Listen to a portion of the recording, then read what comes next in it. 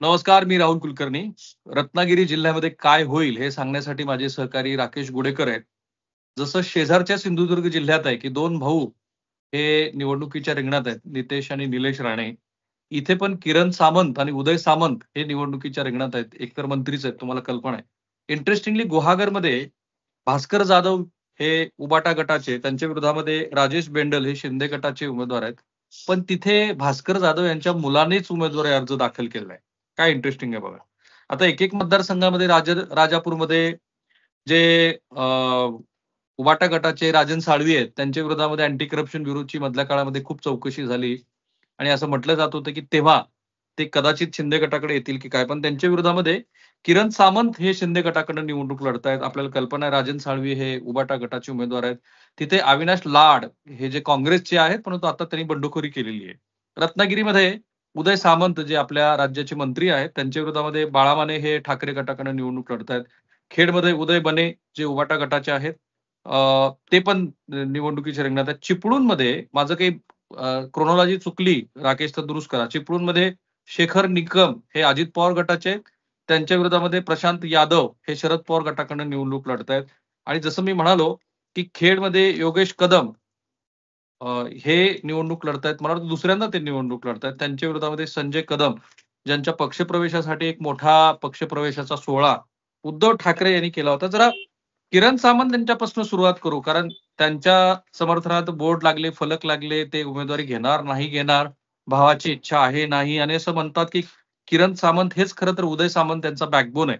तो राजापूर मतदारसंघामध्ये आजची काय स्थिती आहे, कोणते मुद्दे प्रचारात आहेत, हे तीनही जे उमेदवार आहेत, त्यातले जे 2 उमेदवार आहेत, राजन साळवी आणि किरण सामंत, यांची बलस्थानं काय आहेत आणि यांची कमजोरी काय आहेत आणि कुणाचं पारडं जड वाटतंय? सर नक्कीच राजापूर विधानसभा मतदारसंघाचा जर विचार केला तर आता या राजापूर विधानसभा मतदारसंघामध्ये उद्योगमंत्री उदय सामंत यांचे ज्येष्ठ बंधू किरण सामंत हे निवडणुकीच्या रिंगणात उतरलेले आहेत. खरं तर किरण सामंत यांचं नाव हे लोकसभा निवडणुकीच्या वेळी चर्चेत होतं. त्यावेळी ते लोकसभा निवडणूक लढवण्यासाठी इच्छुक होते. मात्र ती जागा त्यावेळी भाजपला सुटली, त्यामुळे त्यांना माघार घ्यावी लागली आणि अखेर आता ते विधानसभा निवडणुकीच्या रिंगणात उतरलेले आहेत. आणि हं, ठाकरे गटाकडून राजन साळवी आहेत. आणि विशेष म्हणजे हं, इथे महाविकास आघाडीमध्ये बंडखोरी झालेली आहे. अविनाश हं, लाड जे काँग्रेसचे जिल्हाध्यक्ष आहेत आणि गेल्या वेळी ते काँग्रेसकडून त्यांनी इथे निवडणूक लढवलेली होती. जवळपास हं. 53,000 मतं अविनाश लाड यांना गेल्या वेळी मिळालेली होती आणि राजन बरोबर. साळवी यांना जवळपास 66,000च्या आसपास मतं मिळालेली होती. म्हणजे खरं तर महाविकास आघाडीची ही जी बंडखोरी झालेली आहे.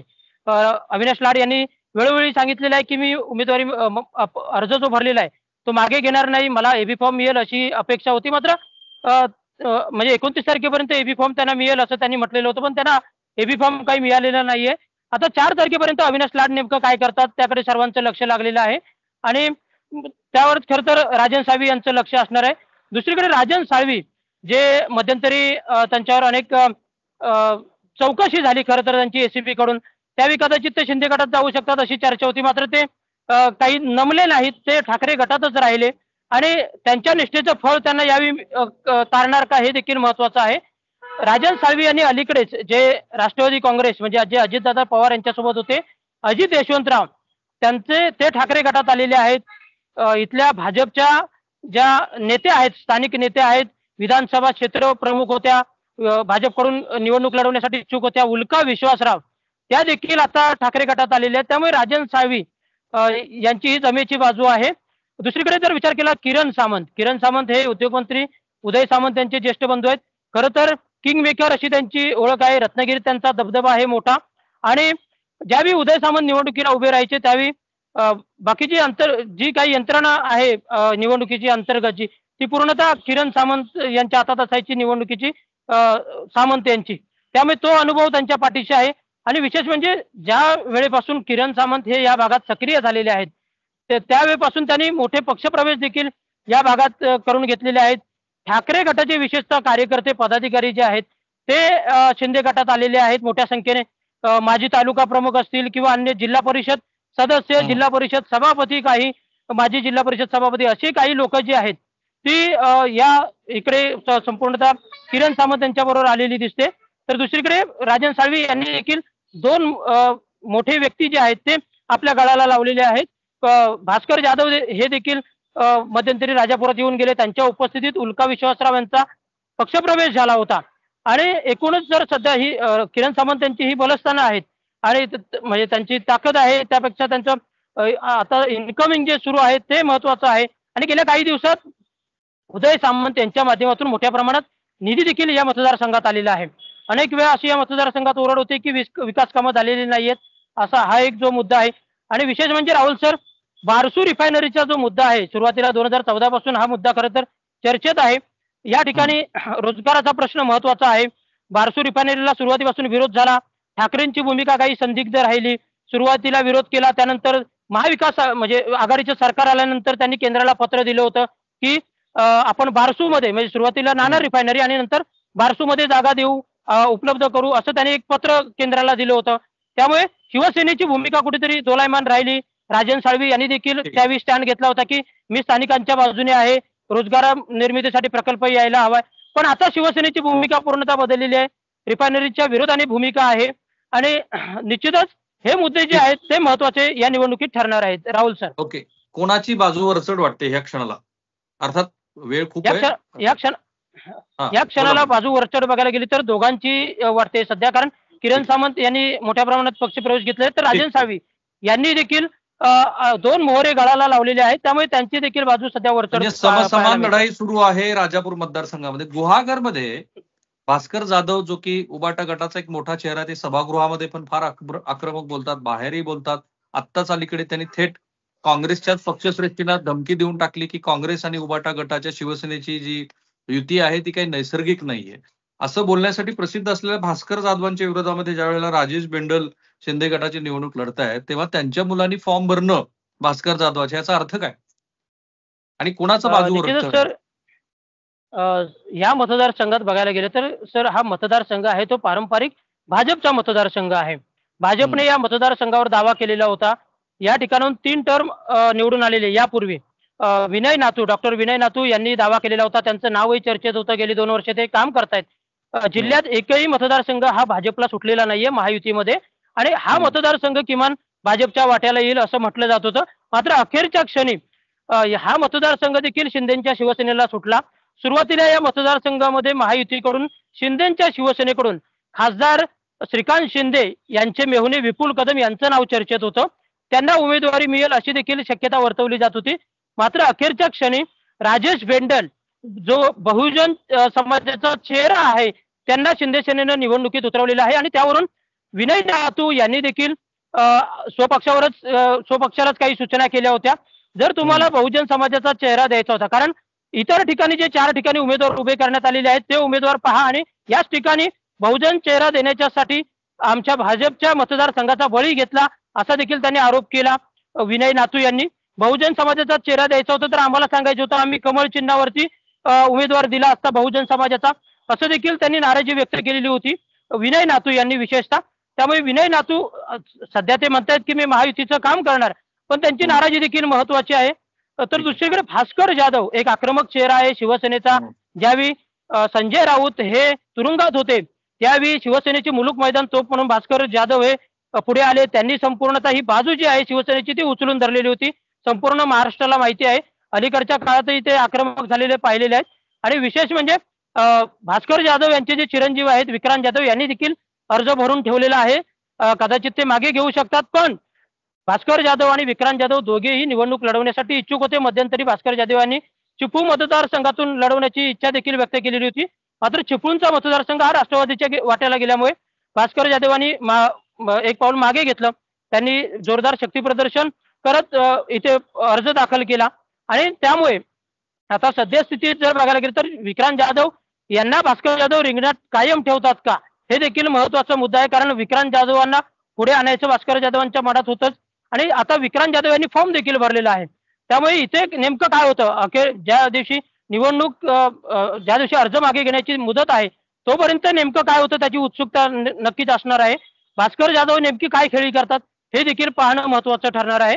आणि दुसरं असं की राजेश बेंडल हे माजी नगराध्यक्ष राहिलेले आहेत. इथले अलीकडे मध्यंतरी ते राष्ट्रवादीत होते आणि आता ते शिंदेच्या शिवसेनेत आलेले आहेत. हा एक बहुजन समाजाचा चेहरा आहे. कुणबी समाजाची मतं जवळपास 65% अधिक या मतदारसंघामध्ये आहेत. आणि गेल्या वेळी जे सहदेव बेटकर होते त्यांनी जवळपास ही मतं सर्वाधिक घेतली होती. जरी त्यांचा पराभव झाला असला तरी भास्कर जाधव आणि त्यांच्यामध्ये अटीतटीची लढत झाली होती. त्यामुळे राजेश या बेंडल क्षणाला यांना राकेश कुणाचं पारडं जड आहे? या क्षणाला पारडं कुणाचं जड वाटतं त्या मतदारसंघात? एका वाक्यात सांगा. या या क्षणाला भास्कर जाधव यांचं पारडं जड वाटतंय तिथे, कारण ठीक राजेश बेंडल यांची उमेदवारी जी आहे तिथे भाजपची भूमिका ठीक महत्वाची ठरणार आहे. त्यामुळे ठीक आहे. खेड महत्वाची वाटते. विधानसभा मतदारसंघ फार इंटरेस्टिंग आहे, कारण तिथे उद्धव ठाकरेंची इच्छा असेल की योगेश कदम यांचा कसा आपल्याला पराभव घडवून आणता येईल, कारण योगेश कदमांची पिताश्री हे कायमच उद्धव ठाकरे यांच्यावरती अत्यंत आक्रमक शैलीमध्ये टीका करत असतात. तेही कोणी एकेकाळी नारायण राणे यांनी शिवसेना सोडल्यानंतर उद्धव ठाकरे यांचे खंदे समर्थक होते. विरोधी पक्षनेते पदाची भूमिका त्यांनी बजावली. सो अशा योगेश कदम यांच्या विरोधामध्ये संजय कदम अशी लढत होते आहे उबाटा गटाच्या. तिथे काय चित्र आहे? दापोली खेड मतदारसंघ जो आहे त्या मतदारसंघामध्ये देखील सर्वांचंच लक्ष लागलेलं आहे, कारण रामदासभाई कदम आहेत तिथे. मुलुक मैदान तोप आहे शिवसेनेची. मात्र शिवसेना फुटीनंतर त्यांनी शिंदेची साथ धरली. आता त्यांचे चिरंजीव योगेश कदम जे विद्यमान आमदार आहेत, गेल्यावेळी ते निवडून आले होते. गेल्यावेळी संजय कदम यांचा पराभव झाला होता. राष्ट्रवादी विरुद्ध शिवसेना अशी लढत गेल्यावेळी झाली होती. तर त्यावेळी संजय कदम हे राष्ट्रवादीत होते. संजय कदम हे मूळचे शिवसेनेचे, मात्र मध्यंतरी ते राष्ट्रवादीत गेले. एक टर्म आमदार झाले. 2014 मध्ये ते निवडून आले. त्यावेळी सूर्यकांत दळवींचा पराभव करून ते निवडून आले होते. नंतर 2019ला योगेश कदमांनी संजय कदम यांचा पराभव करत पुन्हा हा मतदारसंघ खेचून आणला. त्यावेळी रामदासभाई कदम हे मंत्री होते, त्यामुळे निश्चितच त्यांचा फायदा योगेश कदम यांना झाला. मात्र आता सध्या परिस्थिती पाहायला गेली तर अलीकडच्या काळामध्ये रामदासभाई कदम यांनी देखील विशेषतः भाजपच्या म्हणजे शिवसेनेवर तोंडसूक घेताना, म्हणजे ठाकरेंवर आरोप करता करता भाजपवर देखील तोंडसूक घेतलेलं होतं. भाजपच्या अनेक नेत्यांवर त्यांनी आरोप केले होते. माझ्या मुलाला पाडण्यासाठी गेल्यावेळी भाजपनेच प्रयत्न केले. युती असताना देखील असे त्यांनी आरोप केले होते. मुंबई गोवा महामार्गावरून त्यांनी सार्वजनिक बांधकाम मंत्री रवींद्र चव्हाण यांच्यावरही थेट आरोप केले होते. त्यामुळे भाजप आणि शिवसेना इथे संघर्ष हा पेटला होता आणि त्यामुळे भाजपने इथे उमेदवार बदलाव भाजपकडून या ठिकाणी मागणी करण्यात आलेली होती की इथे उमेदवार बदलावा, योगेश कदम आम्हाला उमेदवार नको, इतर कोणी उमेदवार द्यावा अशी मागणी करण्यात आलेली होती. मात्र विद्यमान आमदार असल्यामुळे साहजिकच हा मतदारसंघ शिवसेनेच्या वाटेला गेला महायुतीमध्ये आणि योगेश कदम निवडणूक लढवत आहेत. भाजपने आता इथे नमतं घेतलेलं आहे. महायुतीचाच प्रचार ते करतायत. पण दुसरीकडे संजय कदम यांना रिंगणात उतरवलेलं आहे उद्धव ठाकरेंनी. माजी आमदार आहेत आणि जिल्हा प्रमुख देखील आहेत.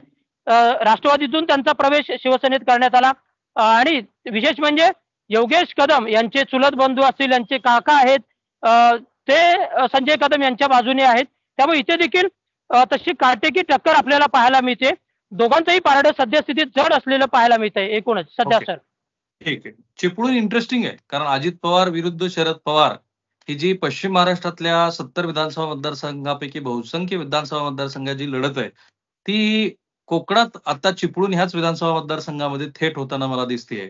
सुनील तटकरे हे जरी राष्ट्रवादी काँग्रेसचे प्रदेशाध्यक्ष असले अजित पवार गटाचे, तरी त्यांचा चिपळूणमध्ये किती हस्तक्षेप चालेल? कारण शेखर निकम हे अजित पवार गटाकडनं निवडणूक लढतायत आणि प्रशांत यादव हे शरद पवार गटाकडनं निवडणूक लढतायत. आता मुद्दे काय आहेत तिथे आणि कोणाचं पारडं या क्षणाला जड आहे? चिपळूण विधानसभा मतदारसंघ हा एकमेव असा मतदारसंघ आहे दोन्ही जिल्ह्यांमध्ये, म्हणजे रत्नागिरी आणि सिंधुदुर्ग या दोन्ही जिल्ह्यांमध्ये जवळपास 8 मतदारसंघ येतात आणि या 8 पैकी फक्त चिपळूणची जागा ही दोन्ही राष्ट्रवादीच्या वाट्याला आलेली आहे आणि बरोबर. इथे थेट लढत दोन्ही राष्ट्रवादीतच होते.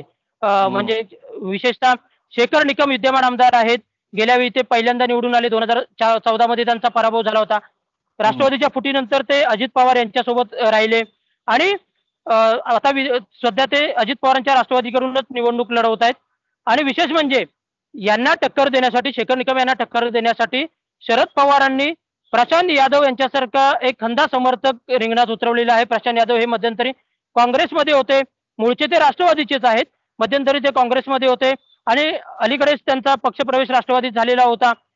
विशेषतः वाशिष्ठी डेअरीच्या माध्यमातून ते काम करतायत आणि संपूर्ण ताकद शरद पवारांनी त्यांच्या पाठीमागे लावलेली आहे. आणि विशेष म्हणजे दोन्ही राष्ट्रवादीच्या शीर्षस्थ नेत्यांचे दौरे गेल्या महिन्यात झालेले होते. ऑगस्ट महिन्याच्या एंडिंगला हे दौरे झालेले होते. अजित पवारांची जनसंवाद यात्रा देखील आली होती. त्याचप्रमाणे शरद पवारांची देखील मोठी सभा चिपळूणमध्ये झालेली होती. त्यामुळे या ठिकाणी दोन्ही राष्ट्रवादीने आपला उमेदवार निवडून आणण्यासाठी ताकद पणाला लावलेली आहे. शेखर निकम यांनी जवळपास 2,500 कोटींचा विकास निधी या मतदारसंघात आणलेला आहे. त्यामुळे त्यांचं पारडं निश्चितच जड आहे. सोबत त्यांच्या भाजप आहे, त्याचप्रमाणे भाजपबरोबर इथले जे शिवसेना शिंदे गट आहे ते देखील आहेत. माजी आमदार सदानंद चव्हाण गेल्या वेळी जे पराभूत झाले होते ते देखील आता शेखर निकम यांच्या सोबत आहेत. त्यामुळे त्यांची निश्चित ते ओके. वरचढ आहेत. पण दुसरीकडे प्रशांत रत्नागिरीमध्ये यादव जे आहेत, हा प्रशांत बोला यादव बोला. देखील आहेत, त्यांना देखील साथ ही उद्धव ठाकरे गटाची मिळालेली आहे. कारण उद्धव ठाकरे पक्ष हा इथे मोठा आहे, त्यांची मोठी मतदार आहेत आणि ती संपूर्ण ताकद जी आहे ती प्रशांत यादवांच्या पाठीमागे आहे. त्यामुळे निश्चितच दोघांचं पारडं सद्यस्थितीत जड असलेलं पाहायला मिळतंय. ओके. उदय सामंत हे राजकीय दृष्ट्या अत्यंत सजग आणि काही जण त्यांना चाणाक्ष पण म्हणतात. म्हणजे जशी हवेची दिशा असते ती ओळखून एकनाथ शिंदे यांच्याबरोबर जे फार लवकर स्विचओव्हर झाले असे ते उदय सामंत आहेत. त्यांना त्याचं फळही मिळालं.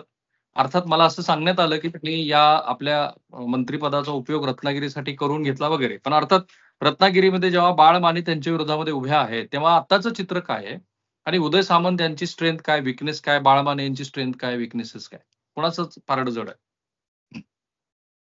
अ, रत्नागिरी विधानसभा मतदारसंघाकडे सर्वांचंच लक्ष लागलंय. कारण उद्योगमंत्री आहेत, एकनाथ शिंदे यांच्या शिवसेनेचे म्हणजे कार्यकर्ते आहेत, समर्थक आहेत आणि जवळपास 3 मोठे नेते आहेत ते शिंदेच्या शिवसेनेचे.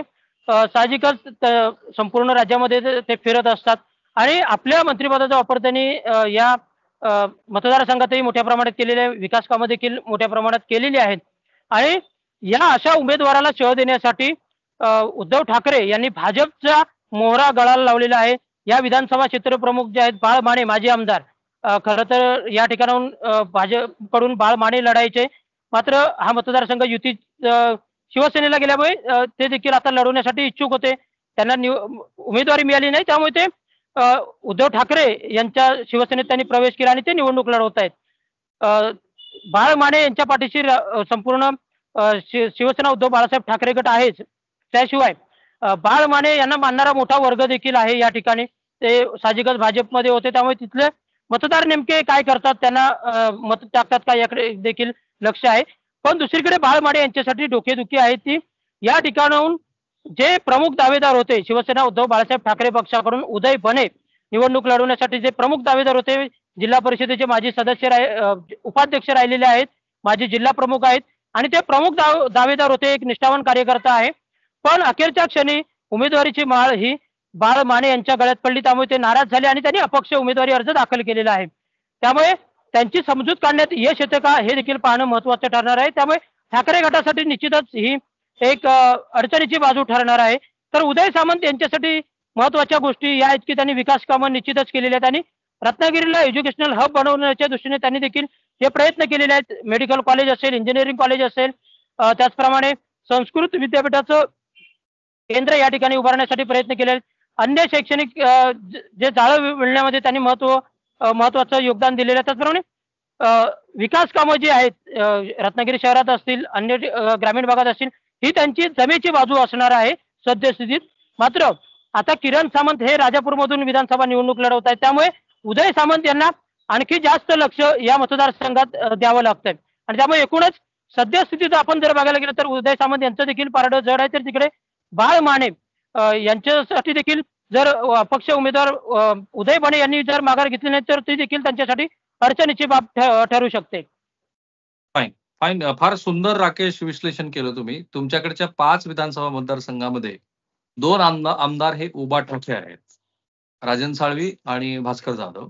2 आमदार हे एकनाथ शिंदेचे आहेत, उदय सामंत आणि योगेश कदम, आणि 1 हे अजित पवार गटाचे आहेत. म्हणजे 5 ची अशी विभागणी आहे. आता दुसरा स्थिती काय होईल? आता स्थिती नेमकी होईल आणि दुसरा एक इंटरेस्टिंग मुद्दा सर या संपूर्ण जिल्ह्यामध्ये पाहायला मिळतोय. तो 2 बंधू आणि 2 साडू या निवडणुकीच्या रिंगणात आहेत. उदय सामंत आणि किरण सामंत हे सख्खे बंधू आहेत. तर दुसरीकडे भास्कर जाधव आणि बाळ माने हे सख्खे साडू आहेत. म्हणजे भास्कर जाधव मतदारसंघातनं लढतायत, त्यामुळं त्यांचे इंटरेस्ट कुटुंबात वाद व्हायचं काही कारण नाहीये. कारण नाही, पण इंटरेस्टिंग आहे. दोघे साडू आहेत. यापूर्वी राकेश, महाराष्ट्राच्या निवडणुकीमध्ये सगळ्या पद्धतीचे संदर्भ बदललेले आहेत. कुणीही कसलीही नीतिमत्ता, विचार असं काही बाळगायचं ठरवलेलंच नाही. त्यामुळे एकाच कुटुंबात, आता नाईक कुटुंबाचं उदाहरण आहे, मी तर अनेक वेळेला म्हणतो की त्यांच्या कुटुंबातल्या सदस्यांनी तुतारीसाठी मतं मागायची का भाजपसाठी मतं मागायची, आणि असे काही मतदारसंघ निघतील की ज्या मतदारसंघामध्ये कुटुंबालाच प्रश्न पडला की आपण कुणासाठी मत मागायचं. एनिवेज, पण हे जे 5 चित्र मी सांगितलं 2, 2 आणि 1 आता काय होईल? आता सद्यस्थितीत बंडखोरांची संख्या लक्षात घेता नेमकं चित्र स्पष्ट सध्या सांगणं अवघड आहे, कारण कारण सगळ्यांची ताकद जी आहे ती आता सर्वांनीच पणाला लावलेली आहे सर. चला राकेश, पुन्हा पुन्हा आपण भेटत राहू. प्रेक्षकांसाठी आम्ही इतक्या खोलवर जाऊन आमचे स्थानिक प्रतिनिधी इतक्या छानपणे तुम्हाला विश्लेषण करून सांगतायत, इतके बारकावे समजावून सांगतायत, ते यासाठी महाराष्ट्राच्या इतिहासातली ही सर्वात अनप्रिडिक्टेबल निवडणूक आहे. आणि म्हणून आमचं हे प्रत्येक विश्लेषण तुम्ही बारकाईने बघा. आमचं युट्यूब चॅनल सबस्क्राईब करा, बेल ऐकन दाबा. अधिकात अधिक लोकांपर्यंत आमचे हे व्हिडिओ जाऊ द्या. पुन्हा भेटू. राकेश, धन्यवाद.